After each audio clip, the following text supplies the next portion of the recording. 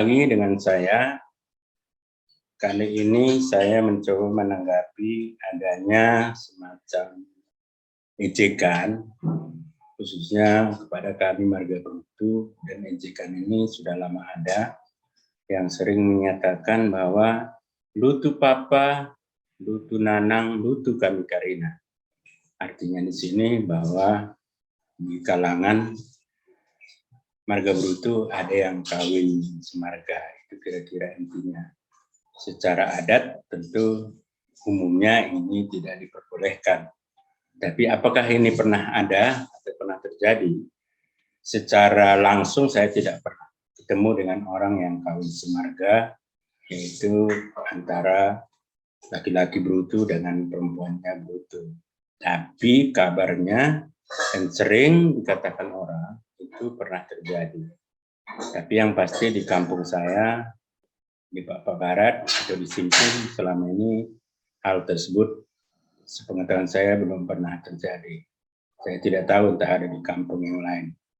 Tapi sebenarnya menurut informasi yang kami peroleh, itu bukan hanya terjadi kepada marga Brutu saja. Ada juga marga-marga lain yang pernah kami dengar, misalnya marga Manik, marga Bancin, dan mungkin juga marga yang lainnya.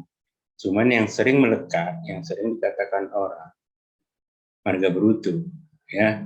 Saya sendiri marga Brutu, secara langsung belum pernah ketemu orangnya, tapi fakta itu mungkin ada. Kenapa itu bisa terjadi? Itu bisa saja terjadi bila mana adat di suatu daerah itu, artinya adat tradisional di suatu daerah itu semakin longgar, sehingga acuannya mungkin aturan lain, misalnya aturan agama atau aturan lain yang saya tahu, ya misalnya di agama mungkin itu tidak dilarang kawin satu marga, ya. Yang dilarang itu adalah kawin bersaudara kandung atau bersaudara dekat. Mungkin itu dasarnya, sehingga terjadilah apa yang dikatakan lutu papa, lutu nanang, dan lutu kami Karina. Artinya Brutu ayahnya, Brutu ibunya, dan anak-anaknya juga menjadi Brutu, ya. Jadi itu penyebabnya itu karena longgarnya adat itu, atau dianggap adat yang lama itu tidak relevan lagi di kelompok atau yang mempraktekkan hal tersebut. Itu sebabnya.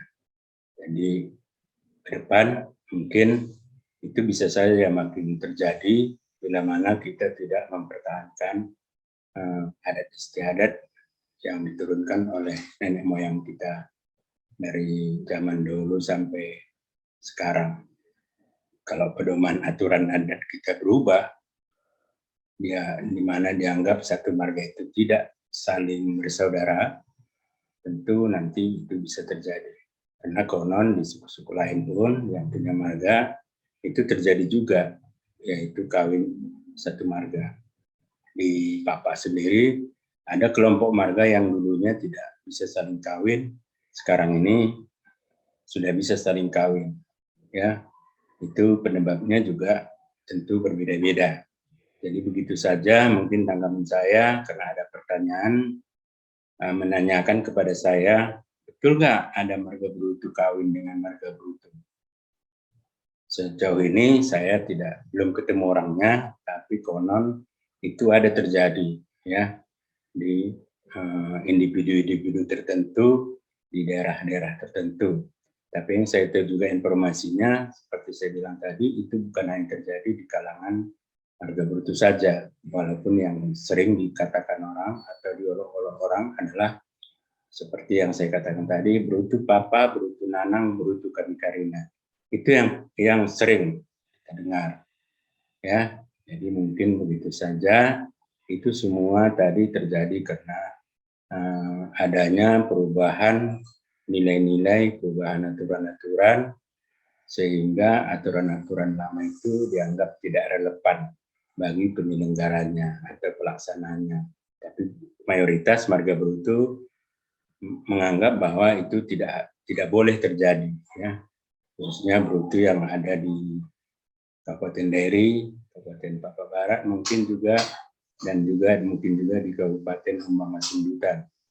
Ya, itu di sana banyak brutu yang sejauh ini saya tahu tidak ada yang kawin satu marga. Karena satu marga itu biasanya kita secara psikologi menganggap walaupun kita tidak saling mengenal, kita langsung merasa itu menjadi saudara kita.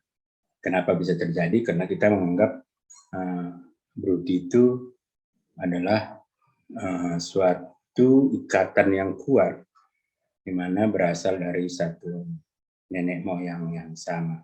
Mungkin itu saja jawaban saya atas pertanyaan para penonton saya di YouTube lain, karena ditanyakan secara langsung kepada kami. Juan Jua Bante Karina, Oang, dan jangan lupa like, subscribe, dan share. Salam sehat untuk semuanya.